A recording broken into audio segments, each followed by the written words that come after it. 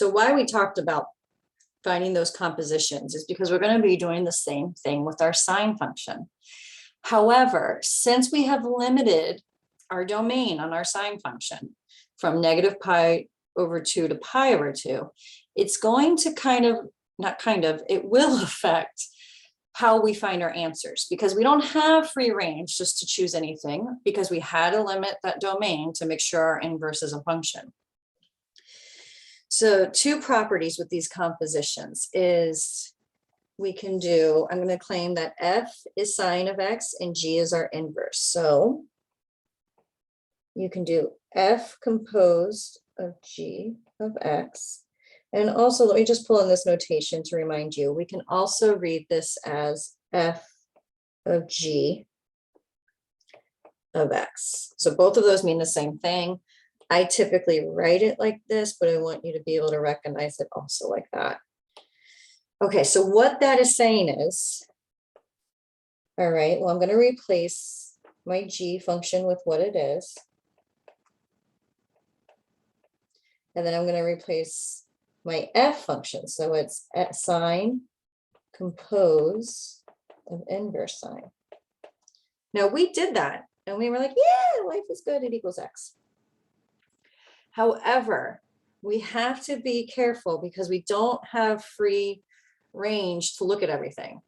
So what we have to realize here is that this is only true, it's really important, when x is between -1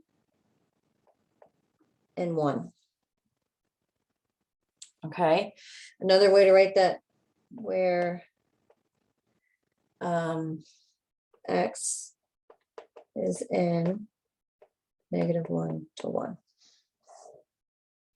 Okay, both mean the same thing. So I know that because when you are having, excuse me, this right here, okay, my function right there is the inverse sine. The whole purpose of inverse is it spits out, my output is an angle. So that means my input has to be that ratio of side lengths. And so that's why it's between -1 to 1. Whereas, and I know this can be confusing, so just stick with me, it's going to get better. Whereas if I do the other way, g composed with f, another way to write that is g of f, and my input's x. Okay, I'm going to just save us a little bit of space here. So what that means is that I'm composing my inverse function with my sine function. So it's a little bit different. This will equal just that input, right? Which will be x for us. Now, again, we have done some restrictions here. So the difference is here now is that x is between -pi over 2 to pi over 2. Or we can say an interval notation as well, whatever you're comfortable with. Be actually comfortable with both because we do use both in math.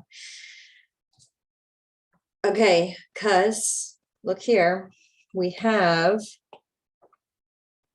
this function, okay, is regular old sine. So remember, and I'm just going to scroll up and I might make you dizzy. Remember with our sine function, scrolling up, we have our inputs are radians, they're angles, right? And so that is why that this x has to be between the restricted domain that we set. So what this means is, because a lot of people will be like, okay, when you compose a function with its inverse, it will just spit out the input. We know that, great, life is good. But sometimes it just doesn't work out that cleanly. So if I look at A, for example, 3, my arc sine, also known as the inverse sine, of sine of pi over 4. Well, all right, I'm just gonna be like, yeah, I don't need to think about that. That's pi over 4, moving on. But we're lucky in this one because pi over 4, so this one looks like, let me choose, this order looks like this order. right? So pi over 4, is it between the restriction that we have to have set in order for it to be a function? Yes, it is. So life is good. Whereas B, right? I want to be like, yep, I'm not thinking about it. I'm just saying 5 pi over 4. However, 5 pi over 4 is not inside that restriction, right? So that is why I'm going to take a look at this wonderful unit circle again. Let me just go ahead and make it so it's not over the, okay. Now, if I look at pi over 4, 5 pi over 4, that is from here all the way to here. I cannot list that answer of 5 pi over 4. So let me get rid of that. Nope, it's not doable. It's too big. Because our restriction is only from negative pi over 2 here to positive pi over 2. So inverse sine, if you're going to look at your unit circle, and I'm going to give us a little hint, always lives here. It can only live in quadrant 1 and quadrant 4. Be careful though. It's not like you can go through these ones to get here, right? You can only go this direction or this direction. That's it. So I know I can't list 5 pi over 4 because I definitely went into quadrants I'm not allowed to go in. Okay, well, ask yourself, what does sine produce there? Negative root 2 over 2, right? Well, look where you can live, here or here. Where do you see sine being negative root 2 over 2? Here. Now, here we go. I cannot say it's 7 pi over 4, because if I said 7 pi over 4, that angle is this big. And that is definitely not in this restriction.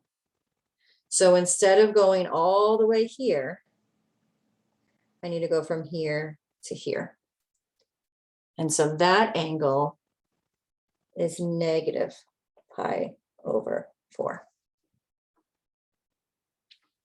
So one thing a student came up with this, and I thought it was so great, is inverse sine can only live here. All right, so only here to here. So if you travel at all here and here, you know you did something wrong. So it's kind of like a big puzzle. It's like you're kind of figuring out ways to get to that same angle. Maybe like the shortest distance instead of going the long way. Now C, the order is different. All right, it's saying sine composed with the inverse sine of 2. That is this one. Let's choose a different color. That's that order. And that's saying where x is between negative 1 to 1. Now 2 is definitely bigger. And I just realized this. Let me throw, there should be a bar underneath there. Now 2 is definitely bigger than 1. And here's the interesting thing is when I look at this unit circle, or you could even look at your graph, we could go back and look at our graph here too, right? There's no way I can get out 2, right? Here, when I'm back down here, I can manipulate 5 pi over 4 to get the same value, right? 5 pi over 4 and negative pi over 4 produce the same thing for sine. So there's a way to manipulate it. 2, there is nothing on this unit circle that gives me 2. I can't even get there because the highest sine goes is 1. The lowest it goes is negative 1. So this one is actually undefined. That is an option. It's not always an option, but it is. We're looking here.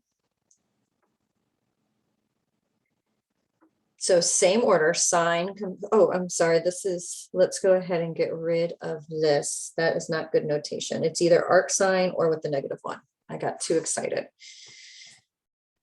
Sine composed with arc sine of 0.99. Well, is that smaller than 1? Yeah, right. It's pretty close to 1, but it's smaller. So that meets the restriction. So it will just spit out that input.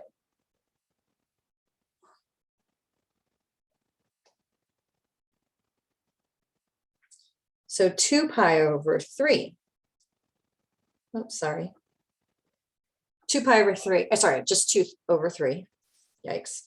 Sine composed with inverse sine of 2 over 3. All right, well, is 2/3 smaller than 1? Sure is. So life is good. Just equals 2/3. So the only ones you can manipulate are things with radians, all right, with angles. If it's the ratio of side lengths, like 2/3, 0.99, 2, 5, 6, 8, who do we appreciate? You can't manipulate it. There's no way, right? Because sine has a limit, right? It only goes to 1 to -1. Where those angles, I can switch direction and get there. Now this F1, inverse sine composed with sine of -pi/8. I'm going to go ahead again and bring this guy up. -pi/8. Now remember, you can only live from here to here. This is where you have to get a little bit better with fractions. Remember, from here to here is -pi/6. From here to here is -pi/4. From here to here is -pi/3. Well, -pi/8, I'm totally approximating, is probably about like right here. Like from here to here. I am inside where I can be. Remember this little chart, right? I can only go from here to here. Well, -pi/8 is like right here. So life is pretty darn good, and it just equals -pi/8. We will get into when it isn't and what we do then.